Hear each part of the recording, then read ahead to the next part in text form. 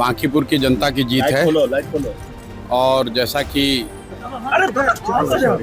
चुनाव प्रचार के दौरान हम लोगों ने जो बात रखी थी, ये विधायक बनाने का चुनाव नहीं है, ये भाजपा के केंद्रीय नेतृत्व को ये संदेश देने का एक प्रयास है बिहार की जनता के द्वारा। बिहार की राजनीति से इस वक्त की सबसे बड़ी खबर सामने आई है। बांकीपुर विधानसभा उपचुनाव में बड़ा राजनीतिक उलटफेर हुआ है। जिस सीट को बीजेपी का किला माना जाता था, वहां जन स्वराज पार्टी के संस्थापक प्रशांत किशोर ने ऐतिहासिक जीत दर्ज की है। नमस्कार, आप देख रहे हैं एडिटर जी न्यूज और मैं हूं आपके साथ प्रिया जगत। बिहार की राजनीति में एक ऐसा नतीजा आया जिसने सिर्फ एक विधानसभा सीट का समीकरण नहीं बदला, बल्कि राज्य की राजनीति में एक नए खिलाड़ी की एंट्री का ऐलान कर दिया। पटना की बांकीपुर विधानसभा सीट, जिसे बीजेपी का किला माना जाता था, जहां करीब 3 दशक से बीजेपी का दबदबा रहा, उसी सीट पर जन स्वराज पार्टी के संस्थापक प्रशांत किशोर ने इतिहास रच दिया। प्रशांत किशोर ने बीजेपी उम्मीदवार नीरज कुमार सिन्हा को करीब 18,953 वोटों से हराकर पहली बार चुनावी जीत दर्ज की। लेकिन सवाल यह है कि क्या आखिर ऐसा क्या हुआ कि बीजेपी का मजबूत किला ढह गया? क्या यह सिर्फ प्रशांत किशोर की व्यक्तिगत लोकप्रियता थी, या फिर बीजेपी और आरजेडी दोनों के पारंपरिक वोट बैंक में सेंध लगी? आइए समझते हैं कि बांकीपुर के इस बड़े उलटफेर के 5 बड़े कारण। पहला फैक्टर, खुद प्रशांत किशोर का मैदान में उतरना। प्रशांत किशोर राजनीति में आने से पहले चुनावी रणनीतिकार के रूप में पहचाने जाते थे। उन्होंने कई बड़े नेताओं और पार्टियों के चुनाव अभियान संभाले, लेकिन जब उन्होंने खुद राजनीति में उतरने का फैसला किया तो उनकी सबसे बड़ी परीक्षा यही थी कि क्या रणनीति बनाने वाला व्यक्ति खुद चुनाव जीत भी सकता है।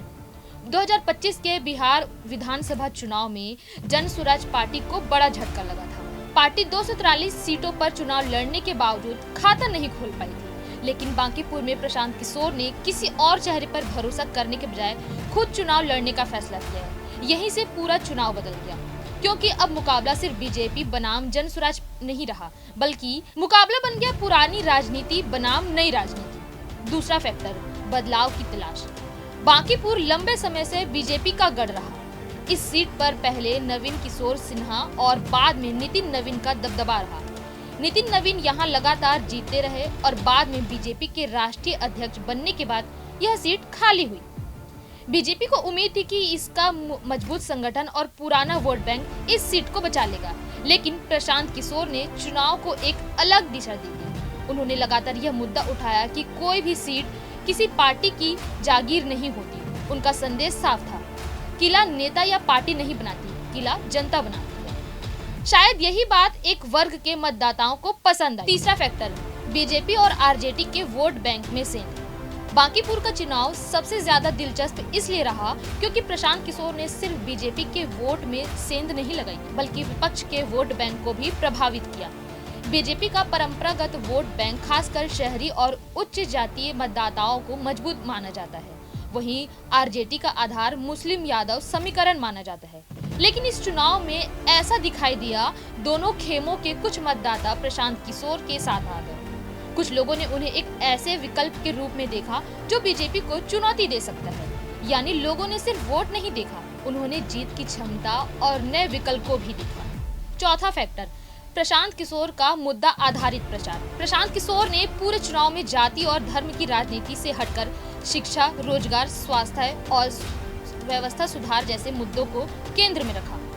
उनका पूरा अभियान इस बात पर आधारित था कि बिहार को नई दिशा की जरूरत है।